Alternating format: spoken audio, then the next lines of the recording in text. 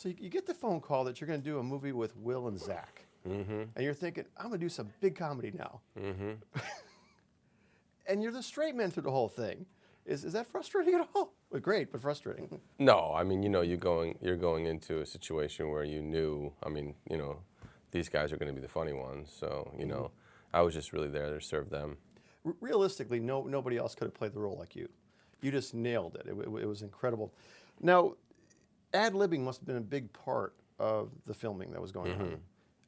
Did they make you stay to your lines, or did they let you outside of your lines as well? No, there was always new lines. Chris Henchy, who wrote the movie, was on set the entire time, and he would give us like 5 alternate lines to say. And so it was one of those situations where you never know what's funny until you test it in front of an audience. Right. And so they would just, there was always be different lines. What is it about politics that really makes this work so well?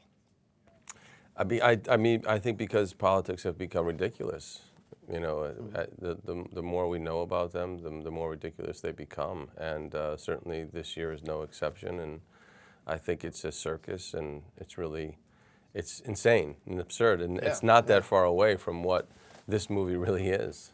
Robin Williams told me that his favorite comedy comes from when you're as close as you can be to real life. And it just seems like you guys straddled reality and absurdity so well in this movie. Yeah. That it turned out to be one of the funniest movies I've ever seen, first of all. Great. Now when did you actually see the final version?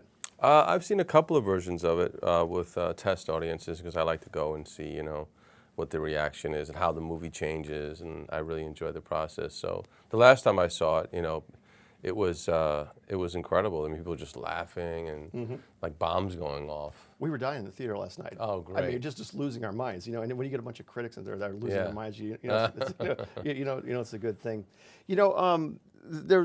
There's little things that makes it so good, and I just had this thing in my head where when you introduce yourself to Zach the first time, and then Will when you come back, okay, and you got this plum in your hand. Both times. Apple. Was it an apple? Is that what it was? Just little things like that are hilarious to me. Now, this guy, your character, Watley, right? Yeah, Tim Watley. Tim Watley. We saw a little humanity out of him, I think, because I'm not going to ruin the movie, but Marty walks in and kind of stands up to what I think probably the Koch brothers, I don't know. And your character seemed like you respected him at that point. Was that where you were at with that?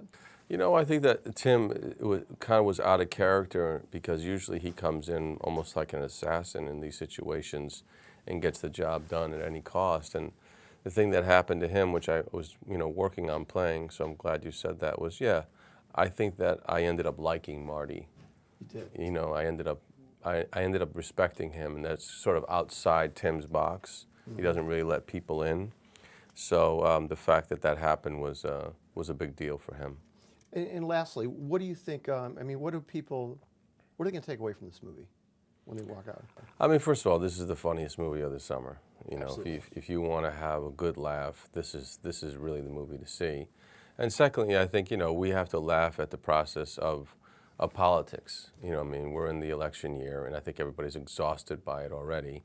So if you come and see this movie, you're going to get some relief, and you're going to laugh at it, and you're going to have a good time. We needed this right now at this time, didn't we? I think so. Thank you so much. Absolutely. Thank you. Fantastic.